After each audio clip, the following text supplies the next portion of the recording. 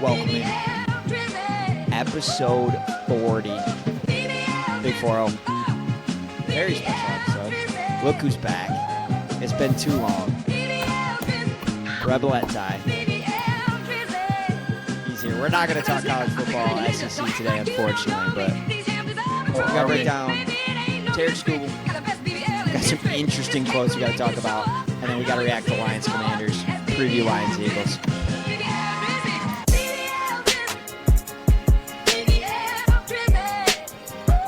Got some vino tonight.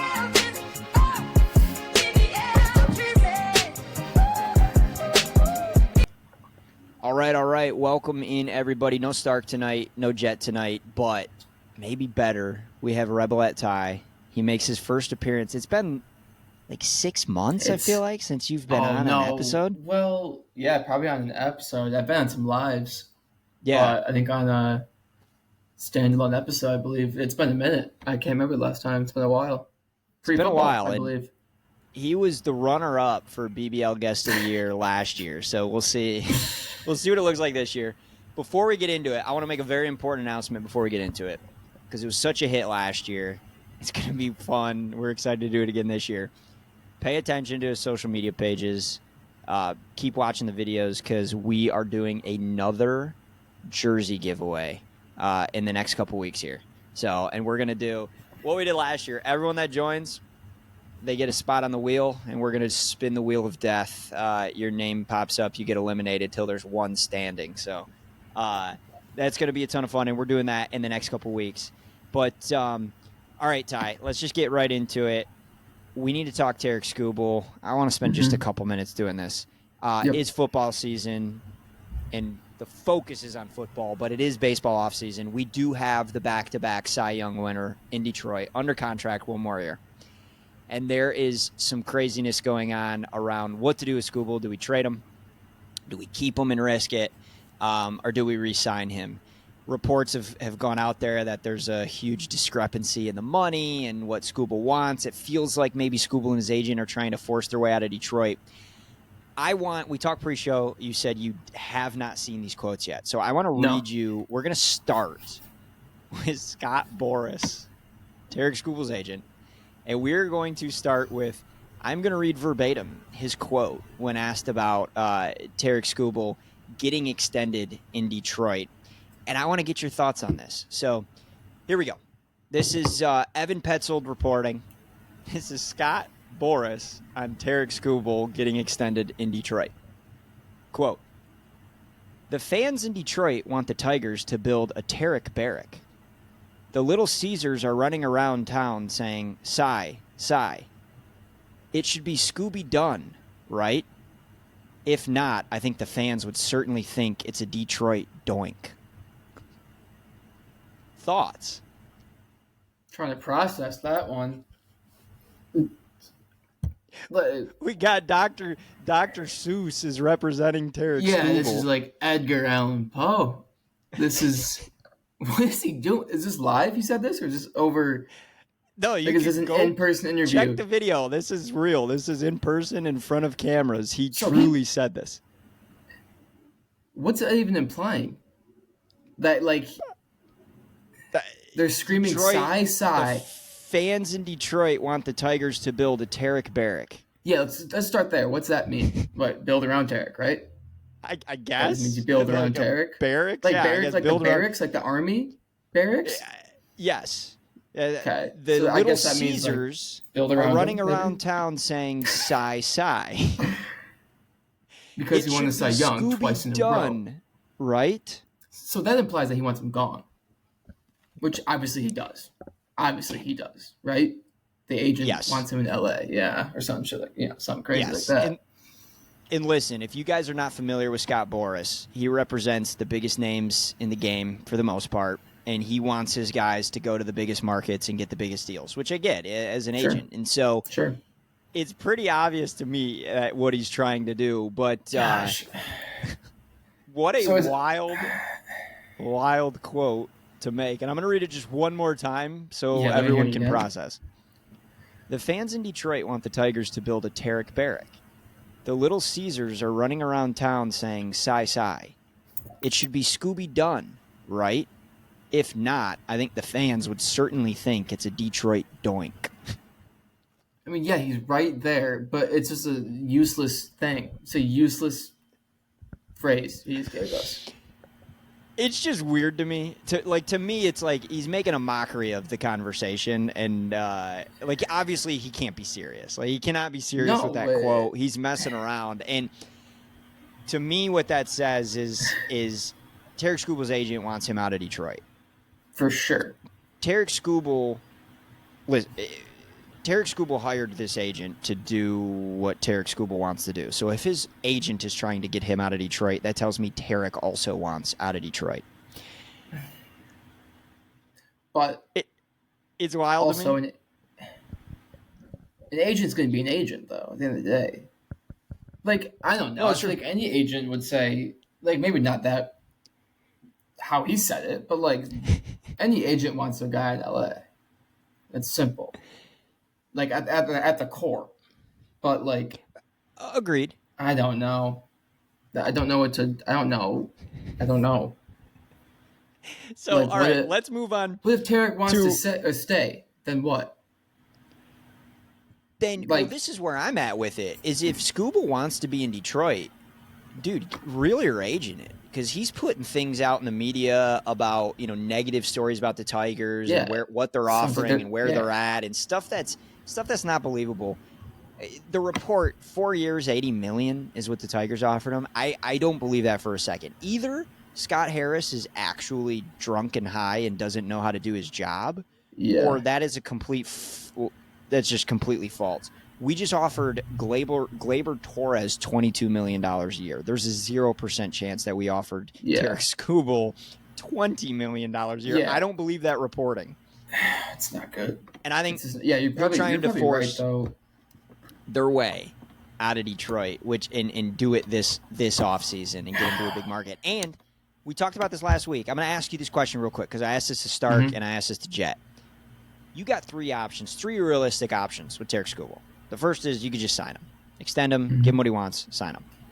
The second is you roll the dice, you go into the season with Skubal, you try to make some acquisitions in the offseason, and you make one run at the World Series and see what happens next offseason. The third is you trade him right now in the offseason while his value is the highest, and you get a massive haul for him. And I comp the Corbin Burnes trade. The Brewers did it last year.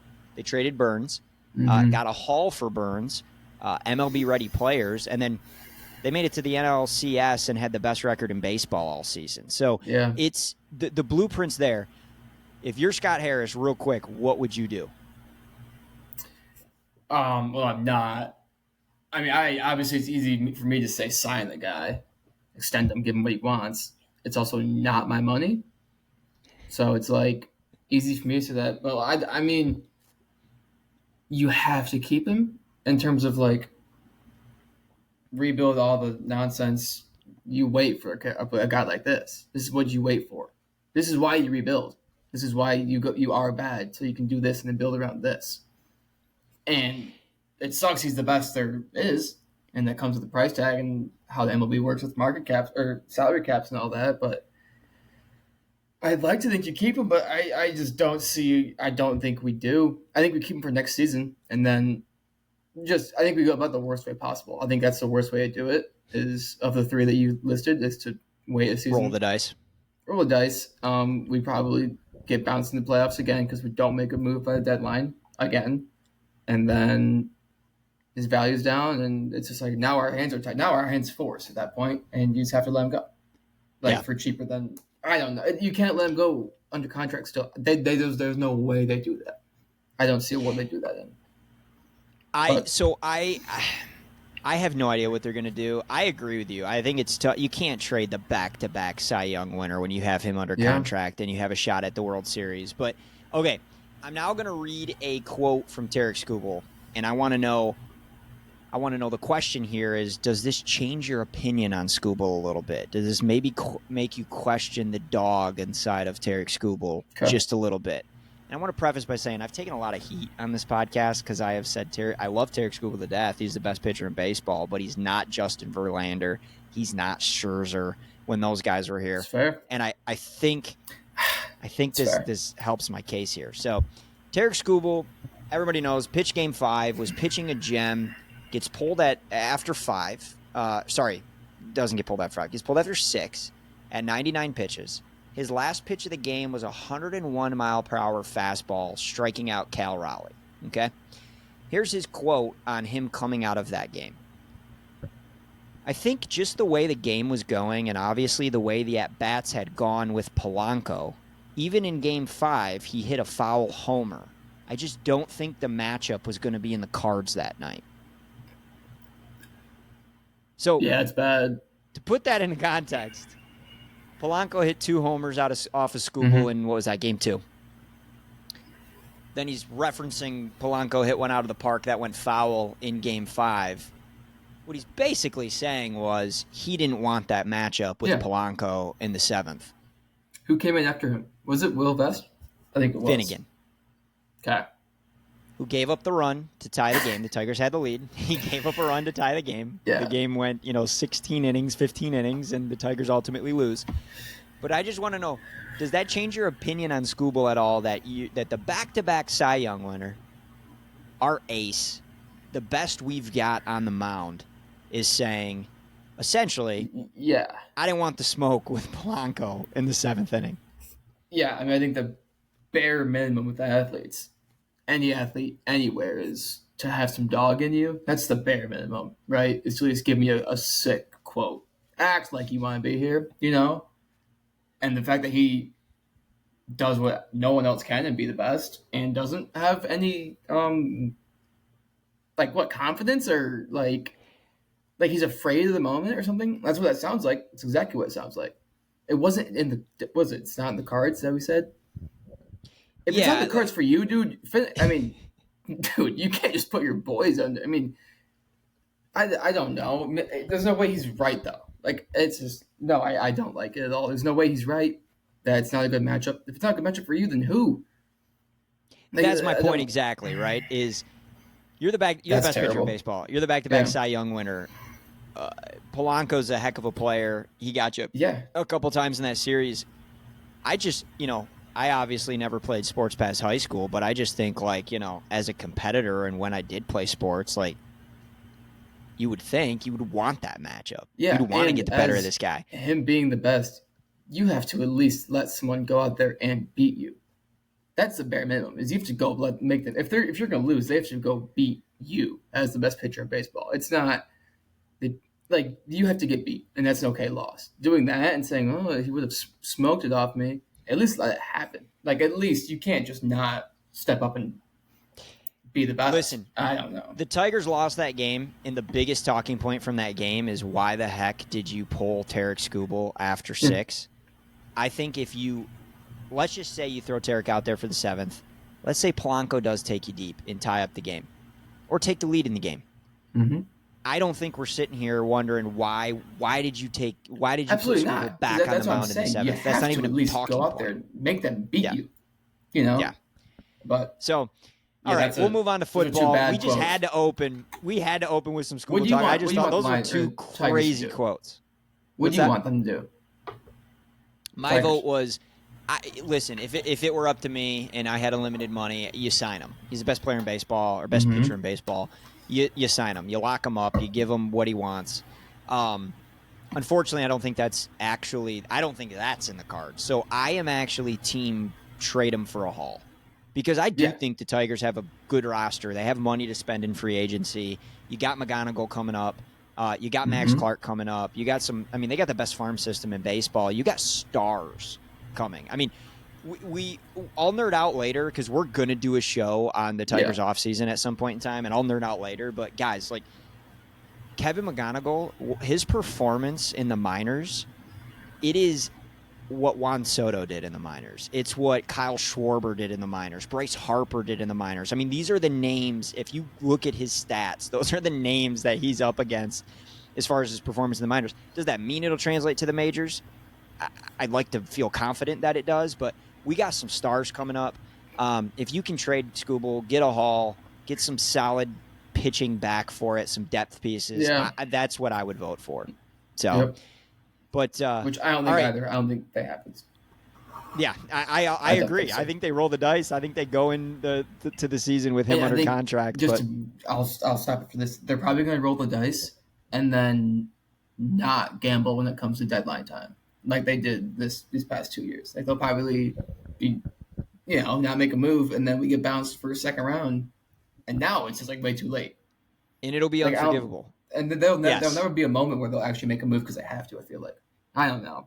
We've had good rosters. It'll be unforgivable when that day comes because I agree with you. I think that's probably what happens, and then we're going to be pissed off in Detroit. But hopefully that doesn't happen. We'll see. We'll see. Time will tell. If a move happens, it's probably coming soon this offseason. If you don't see him traded in the next couple weeks, I think that means you're going into the season with Tarek Skubal on the roster. So, all right, let's move on. Let's actually talk about exciting things. Let's go. Let's break down Lions going into Washington. You can call it a revenge game. Unfortunately, not really a revenge game. Jade Daniels doesn't play. It's a beat-up Washington team. It's maybe the worst defense in football. But let's pull some positives out of that game. The Lions' offense looked electric. They didn't punt once. They were efficient. They were effective. The explosives were there. And I think there's a key reason for that. So I want to say, I'm watching the game in the first quarter, and I make the comment to Summer, my wife, who doesn't know what I'm talking about, but I say out loud, I'm like, man, this is what the offense has been missing. This is what we're used to seeing last year. A ton of motion, a ton of misdirection, creativity. The run game was between the tackles, where most of the season it's been off tackle, kind of that outside zone scheme. This was between the tackles. This was kind of like transporting back to what we've been used to seeing under these Dan Campbell teams. And then second quarter rolls around, and as I've already said that out loud, Dan Campbell was calling the plays. He took the play calling from John Morton. He had the readers on. He was calling the plays. I want to get your thoughts on Dan Campbell calling the plays moving forward. How much confidence does that give you in the Lions team and this offense to take a step and kind of figure out some of those inefficiencies that they've seen throughout the season? That game against Washington was the exact same team we saw last year. The exact same team. Best team in football, best offense, one of the best of all time. I mean, it's an unstoppable offense. I mean, obviously, the easy thing to look at is the first time J-Mo gets involved all year. He's a leading receiver, most targets, most receptions. And that just changes everything. Like, we haven't seen him. Like, last year, it's just like you get everyone involved. We had 15 guys catching passes last year. And that was one of the best offenses ever. And that was the best team in football. And that's the exact same thing. The defense still has its same problems. It's better. But we still have guys getting hurt, and it's whatever. But last year we were so good because of our offense was so good. It's unstoppable. So our defense can be not great, but when we killed them. Like, that's who we saw last year. I love it. There's no reason to switch. No reason to switch at all. That was dominance. That was awesome to watch. It was fun. I mean, what was J-Mo's? I'll look right now. J-Mo's most receptions all year going into that game. I guess 3. Oh, KC hit 6, but for 66 yards. Okay. But now we had because I know he went 6 for 114 and a touchdown, 6 something for like 119. That? Yeah. Yeah. So, but that's like you opening it up. You gave him the ball 15 yards downfield. He ran a mountain routes, and and it changes everything, which probably helped Gibbs open up way more. It was just great. Yeah. It was great. It was perfect. It was perfect. That's how I think play. It was awesome. I think the biggest thing too, maybe the best stat of the game, Jared Goff gets sacked 0 times. I mean, How about that? There was limited to no pressure. And I think, listen, I know a lot of football, but I'm not the smartest X and O's guy out there. But a lot of people that do know the X's and the O's will tell you that a lot of the Lions' offensive line problems were scheme. And there were things that they could be doing to help Jared Goff out, to help that offensive line out. And it looks like Dan Campbell figured that out. And listen, I don't want to kill John Morton. I love John Morton. I think he's a dog. He's a workhorse. I mean, I don't know if people know this.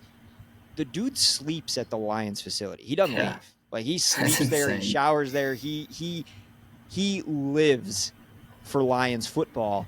I comp John Morton to that really smart kid in school who just struggles to take tests. They know the material. They know, they understand they should do well on the test, and then it comes to test day, and they get anxious, and they freak out, and they don't know what to do when the test comes. And I think you had spoke to, okay, we finally get JMO involved, and we start spreading the ball around, and there's some misdirection. Okay, we're going to run this play, and even if it doesn't work, this is setting up something that we're going to try to hit on an explosive 2 drives from now. And it felt like the offense under John Morton was very one-dimensional, trying to force feed Amon-Ra. It was the Amon-Ra and the Gibbs show. And trying to force feed where you've got this plethora of weapons. You got to use them all. You got to keep the defense on their heels. And that has been the biggest difference. What I want to ask you is, what do you do with Morton? I mean, are we seeing, does John Morton stay on as the OC past this season, and does Dan Campbell become the play caller for this offense moving forward? Or do you think John Morton's out the door at the end of the year? I don't think you can just kick him out. I think what you kind of touched on, this offense it's a machine with a lot of moving parts compared to, there's no one else in the league that has more guys who can take the roof off a building than we do. So it's like trying to be lenient and give them the benefit of the doubt that it's like, how do you get everyone involved? It can be a lot more difficult when, you have studs everywhere. You have studs everywhere. So maybe it's difficult to get them all involved, but maybe he'll catch on. I don't think you can just ship him out. Because, what's shipping him out going to do? Nothing. You can keep him. We're just going to bring someone new in, and then Campbell still calls plays. Whatever. Dan can call the plays all he wants. I don't think you ship out Morton just because, it's like if he's our play caller, he's our play caller. But I think you keep him around for at least a little bit, and if he still sucks, and what we still have Dan Campbell calling plays at the end of the day.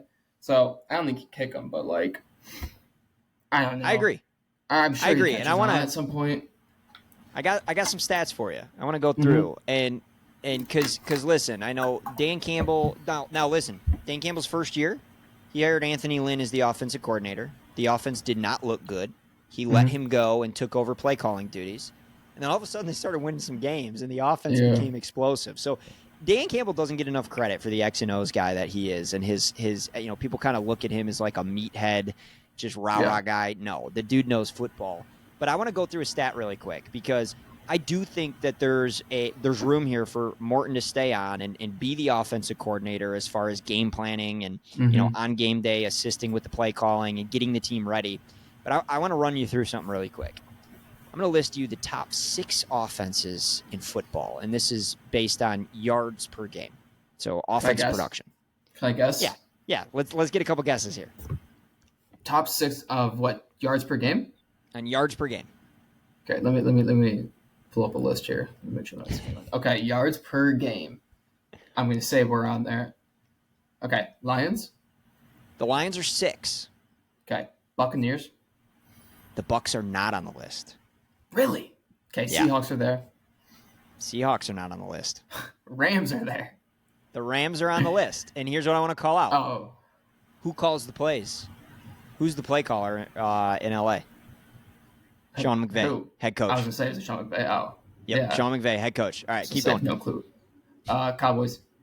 Cowboys are on there. Who calls their plays? Brian Schottenheimer, head coach. It's interesting. Is that just a thing now? So what do OCs even do then? Whatever, we'll get there later. This is kind of the point I'm making. Who else do you think's on the list?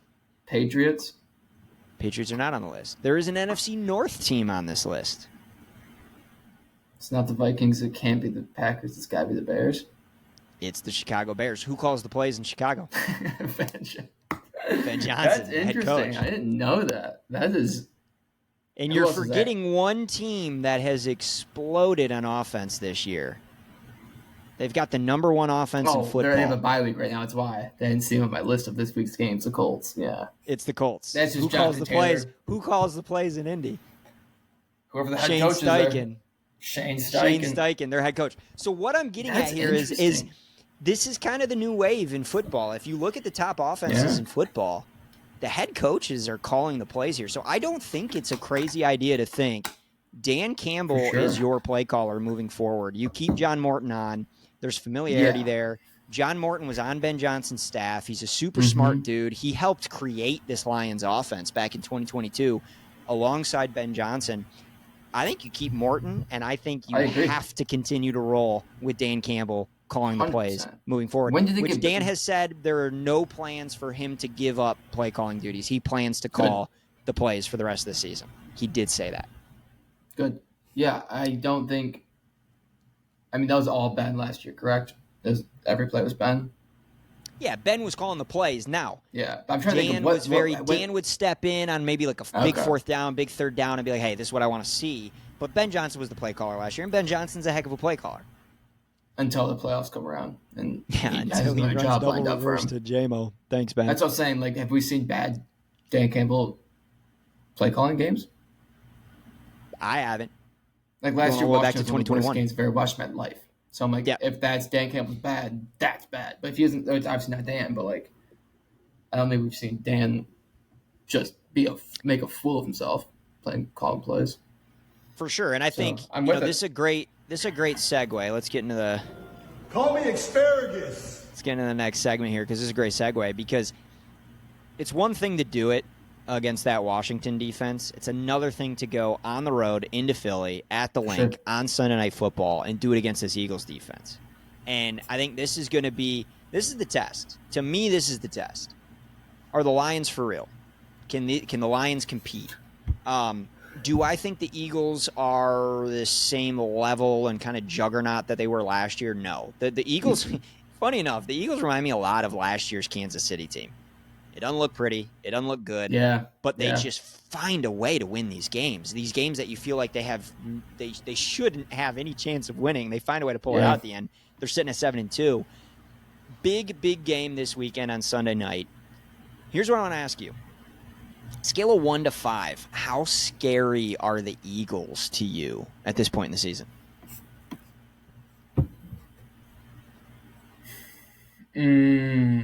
3. It's fair. And that's just because I feel like I should be afraid of them. Saquon sucks. Jalen Hurts sucks.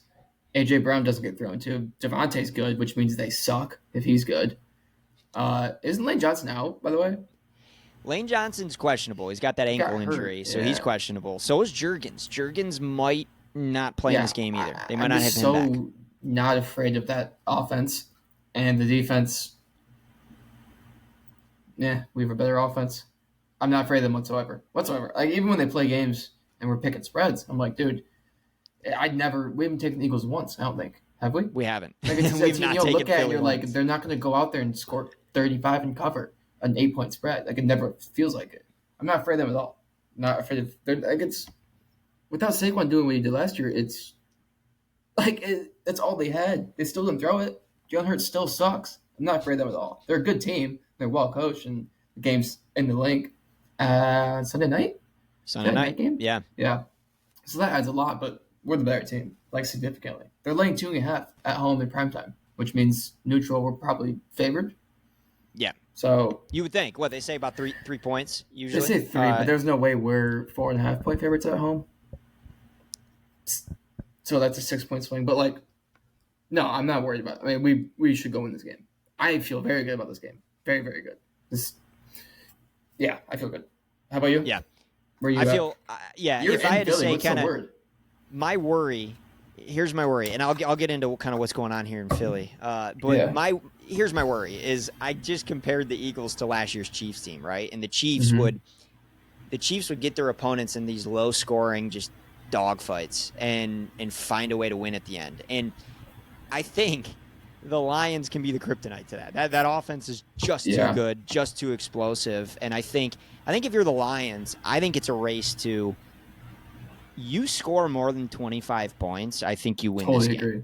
If you're the Lions, you score more than 25 points, you win this game. I expect the offense to score more than 25 points.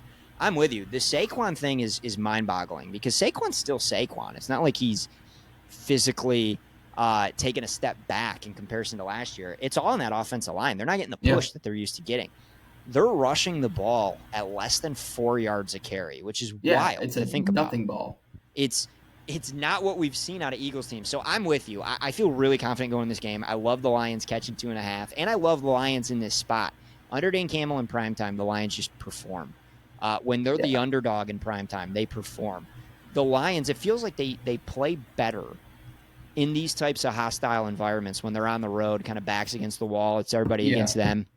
So except if we're in Arrowhead a month ago. Yeah, that was bad. But let's go back to that game. Their backs were what in against the the wall, world to be was that fair. offensive play calling, that offensive execution? game. What does that game look like if Dan's got the play sheet? That's going to be a question to ask for the rest of the season. Yeah. Especially depending on how this Eagles game goes. But no, I'm excited. The Lions coming to the city I'm currently living in. I have been wearing my Lions gear out and about this week. I'm trying to be careful with it, though. I don't want to get jumped.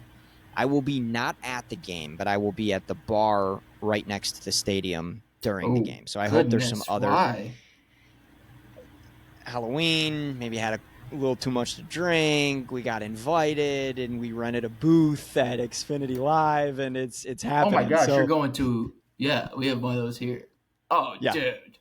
With other Lions people or we have neutral fans that have said they'll wear Lions hats with us. So oh my gosh, you guys are unbelievable. So pray for us. Everyone say a prayer for us as we go watch that game in the heart of it on Sunday night. But couple quick notes I want to make on this game. Some concerning injury report news for the Lions. No Terrion, Kirby, or Laporta at practice today. Terrion's recovering from a concussion. He's probably a no-go. It's not looking like Kirby's going to come back this week. Laporta's got a back injury, and he has not practiced yet this week. So maybe some concern there. But some good news on the injury report. We got two big names back at practice today, and that is DJ Reed. Don't expect him to play this weekend, but he is back practicing. And Marcus Davenport as well. Don't expect him to play this weekend, but he is back practicing. That's huge, though. Big news for the Lions. Who do we have Thanksgiving? It's Vikings, right? It is the Packers. Yeah. We have the Vikings on Christmas, right? Vikings on Christmas, yep. Pack on Thanksgiving. So should have those guys back for that Packers game. Rocking. Yeah. That's going to be sick. It's going to be a big game. Always noon, by the way? 12:30. 45 or whatever it is, yeah. Yeah. Sweet. Yeah, so, I'm looking forward to this game, though. Like, we're all over Lions. Lions are locked in, right? For our picks? Absolutely. Yeah. All over the Lions this weekend. Confidence is at an all-time high. This is just one of those spots where Dan Campbell team comes in, shuts people up. They haven't played anyone. I guess they have played. Well, who they beat? The Rams, was it, on the field goal return? The Rams at home. Yeah. They beat the Rams at home. That's a game you shouldn't have won. They beat the Chiefs week 2 on the road. Yeah. Yeah, and then they beat the Bucs too, but by like what, 5? I think I don't know. Yeah, with a special teams touchdown, a blocked kick for a touchdown in that game. Yeah. So again, they just find these weird ways to win games. How much magic do you? I'm stoked for the game. Stoked. I think we win this game. I think we win it handedly. Like I think they can't keep up with us, and I don't know if they can stop us. I think we win by like 8. If Calvin Shepard can deploy that Lamar Jackson game plan where we sacked Lamar 7 times, where we kept Lamar in the pocket, where Lamar could not get out of the pocket and pick up first downs, that's going to be, in my opinion, that's going to be the key to the game. So, do not let Jalen Hurts beat you with his feet. Make him, if the Eagles are going to win this game, force Jalen Hurts to do it through the air with his arm. Yeah. Who will guard? I mean, Tyrion was going to guard who? Devontae or AJ? Probably AJ. So now, who's guarding Devontae? You probably get 5'9" Amik Robinson on AJ Brown this week. Yeah. Now, who's our 2 going to, or who's going to guard the 2? Rock Ya-Sin. Oh, I like him. Okay. Yeah, I like Rock. So he's our 3rd normally. Wow, I know he's our. Okay. Yeah. Because Devontae worries me. AJ doesn't want to be there. Agreed. Devontae's had a much better season than AJ Brown has had. Dude, he's been and I look like a genius, by the way, trading AJ Brown back in week 3 or 4 for JMO and Jordan Addison in my fantasy league. You said yesterday? I look. Yeah, AJ? he said, yeah. It's so funny. For those who didn't see, AJ Brown was on some streamer page and said, "If you got me in fantasy, drop me." So there are problems. He said, "Get rid of me." Yes, there are problems in Philly. All right, yeah. I want to end here. I've got a question for you because there's a couple big games this weekend. Okay. Bigger NFC matchup this weekend: Lions at Philly or Seahawks at Rams? It's Lions at Philly. I'm still not bought into this Seahawks team. I refuse to. And that's just me being a hater. It's Lions. Gosh, but they're so good. No, it's Lions. Eagles just for the sake of it. I think everyone agrees with that. But man, that is a good question. Okay, let me ask you this. What's that spread? Because I have thoughts on this. Do you think the Lions can win the Super Bowl? Yes or no? Yeah. Do you think the Eagles could win the Super Bowl this year? Yes or no? Okay. No. I would say yes there, but I don't. They need to change things fast. Do you think the Rams could win the Super Bowl this year? Yes. Okay, I agree there. Do you think the Seahawks could win the Super Bowl? No. No, dude. See, and that's what I was getting at. You said no on Eagles. You said no on Eagles. I say yes on Eagles, but we're on the same page here. And what I was saying is I also pick Lions-Eagles because I think Lions-Eagles are two teams that they both have a shot of winning the Super Bowl this year. And for the seeding and end of the season, it's really important. I'm with you. I don't take the Seahawks team serious. A lot of people are comping the Indianapolis Colts to last year's Vikings. I think we should be comping this Seahawks team to last year's Vikings. I think wherever Sam Darnold plays football should just be Yeah. It is the same quarterback who has been great in regular seasons. Yeah. And the moment you get into games that matter, he's a no-show. I don't know if I've seen the Seahawks play this year, just because I don't red zone. They're electric. I will say they're electric. But Cup's not doing anything. I know that. I know because JSN's doing everything. Football. Right. That's what I'm saying. Is it literally all JSN? Like I know he's going for 100 plus a game, but is he getting like 12 receptions? Yes. Like is it literally all through? Good Lord, how is that? How is no one stopping that? It blows my mind. I'm continuing to watch these Seahawks games, and I'm continuing to see JSN get single coverage, man on man. Like, what are we doing? I don't know. I don't know what we're doing. But they got the running game going, and the defense has been great in Seattle. I mean, Mike McDonald's got the defense rocking, but it still comes down to I don't think anyone actually thinks the Seahawks team can win a Super Bowl. Can I tell you who the Seahawks have beat? Yeah, let's run through it. I want to hear good or bad about these teams. I don't want to hear mid. I want to hear if this is a good team. Is this a good win or a bad win? Yeah. Pittsburgh. Bad team. The Saints. Terrible team. The Cardinals. Atrocious team. And I think Kyler played that game, so worse Jaguars. than they are now. Bad. Sometimes they look awesome, and most of the time they look bad. The Texans. Oh, that was a disgusting game. I remember watching that game.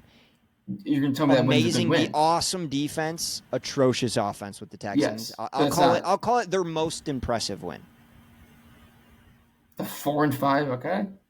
Washington without Jaden Daniels. Terrible. And the Cardinals again. Which Jacoby Brissett? That's who they beat. More impressive the second time around. Yeah, that's a great point. Who have they lost? Who they beat. Who are the two losses?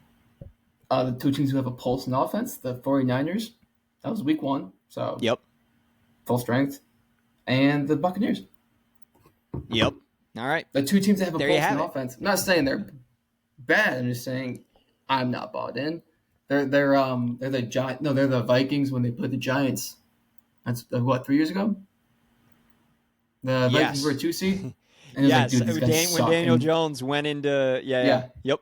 And my roommate at the time was a big Giants fan, and I'm like, dude, you are going to rout the Vikings. They just suck. They just suck at football, and that's exactly what they're going to be. They're going to go. They're going to be favored, and they're going to lose a game. It's just they don't have it. Just like the Vikings last year too. 14-3 in the regular season. You and I were at that game, that Sunday night game in Detroit for the division for the 1 seed, and Sam Darnold played his worst game of the season.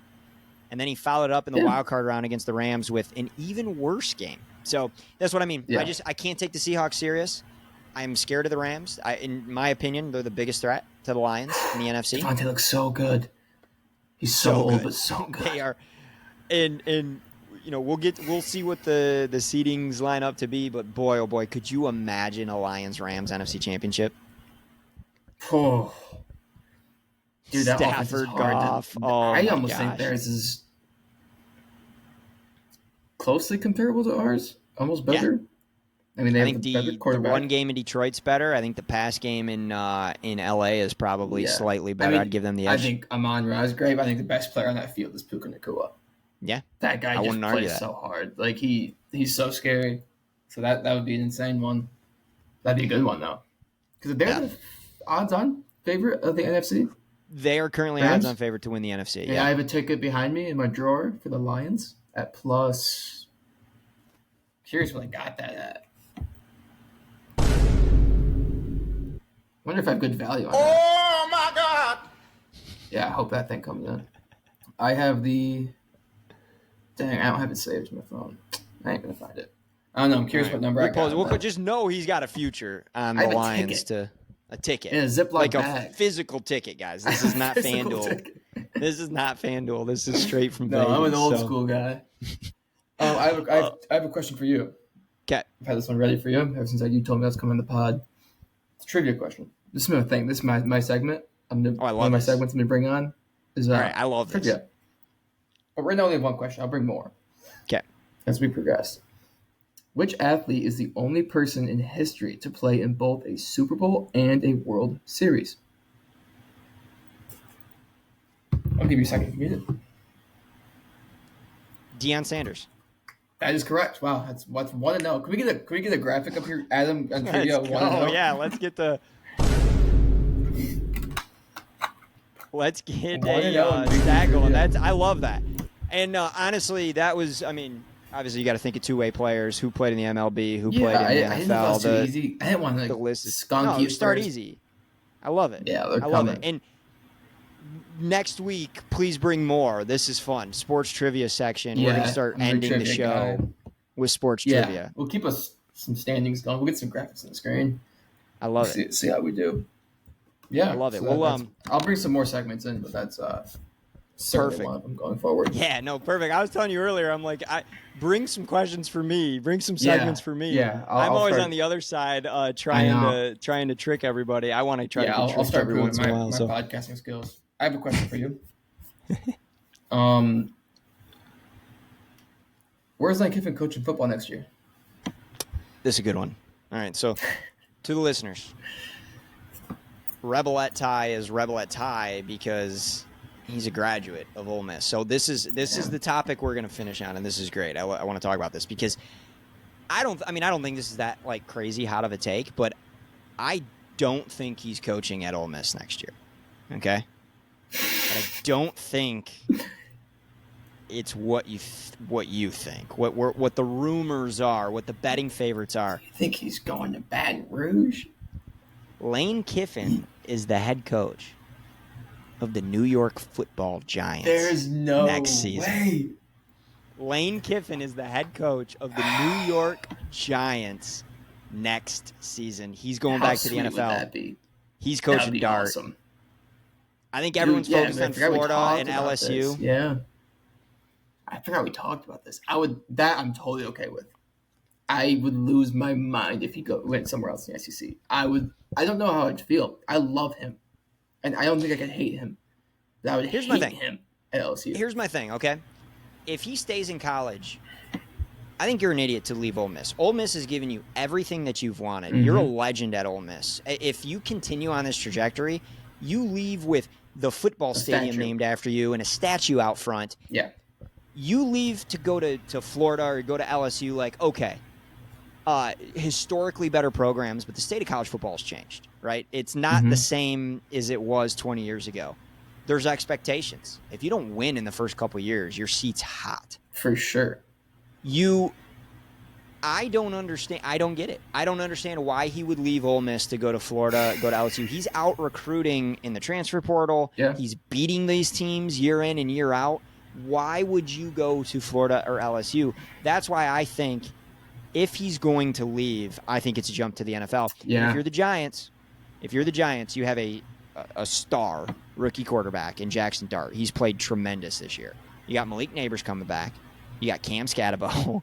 You've got the offensive line has been pretty solid this year. You got talent all over the defensive side of the ball. It's unbelievable. It's a really attractive job, and if you're the Giants, I think you've got to bring somebody in that can work with Dart, develop Dart. Mm-hmm. Why not go to an offensive mind? I totally agree. Dart? Totally agree. Because they have nothing to lose again. The Giants, like this is the first time they have someone with a pulse at quarterback, and since Eli Manning. And they have to hit it, and it's not even that far. It's not a stretch to think Kiffin might be the guy. It might to their standard, but like to the average, to normal people, it's like, dude, it's worked before. Why not? I mean, the relationship's there. I think that'd be very interesting. I just don't know if Lane is ready for an NFL job. Like, that's probably the thing where it's like, I just don't know the differences in what they want, but he's done it before, though. He's been in the NFL before. It did not go well, but he's been in the NFL before, and he's a much better coach now than he was back then. Mm-hmm. And doesn't drink anymore. Man. He doesn't drink anymore. And does hot yoga every morning. I think he fits. I think he fits with this Giants team. I would love to see it. I would love to see it. That would rock. I like that take. I can't deal with Florida. I can't deal with LSU. Florida, I don't know. It's such a lateral move. If not, it's a step back. Agreed. I don't get why you would do that. Since I went to school there, dude, since he started in 2020, 2 9-win seasons, a 10-win, and an 8-win? Like, dude, we're one of the better programs in football. Like, winning-wise, we haven't had a down year since he's been there. And it's just like, we're right there. 100%. Everyone says, and the main thing that everyone like tries to get him off of Ole Miss is you can't build a championship team there. When last year's roster, we didn't go to the playoff. Yeah, it sucked. We lost. Last year's roster, you go man to man, the second best roster in football. Like, I agree. That roster was ridiculous. So that's a championship roster he built last year. Yeah, it sucked. He didn't win games, but their thing is you can't build a team good enough. He did it last year. This team isn't as good, but they're winning games.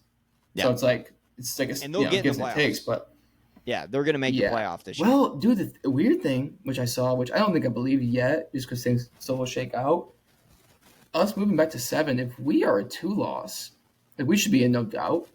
But now they're almost saying that them moving us back behind Tech,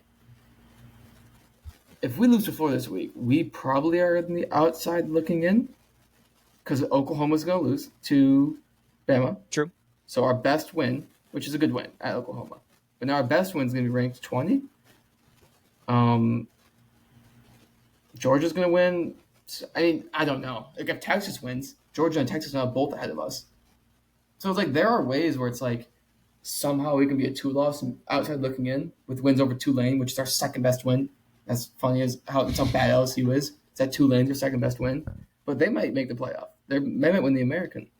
Yeah. Are they American? Yeah. Are they? AAC? I think it might be AAC. Yeah, I think they're AAC. I hope. But we're idiots if not. But it's a good point. But you're not losing to Florida this weekend. Or Ole Miss is not losing to Florida. You're not losing to Mississippi State. And then what? You got the SEC cupcake. Or no, you already played your SEC cupcake. We also played SEC conference. We played conference games. We played 3 in September, or 2 in September, and then Tulane. Yeah, maybe but don't play Arkansas Little Rock in September. You got a de facto bye week last week against the Citadel. So yeah, because we didn't take in September. We didn't play Little Rock or Pine Bluff like you guys do. I hate college football. I'm gonna be honest. I'm so over it, bro. It's every year this shit happens with Lane, and it's just like God. Since the Auburn deal, since the Auburn job opened up, it's every year. Yeah. It's with 2 weeks left. It is carnage. At least this year I'm not used to it. I'm like, whatever, but God, it's exhausting. Go ahead. You know what we're gonna do next week? And I want people to drop in the comments. I want you to drop your rankings in the comments, but have it ready to go next week. I want you to rank from 1 to 5 the top 5 job openings in college football this offseason. Ooh. So, we got Can Penn we run State, through it right now, real Florida. quick? What's that? Let's do 3. You want to do it next week? I was saying next week because I got to think about this. I want to talk. I got gotta to think about this because I have an opinion here. All right, get a takeoff. I think Penn State's 4th. Okay, That's all I gotta say.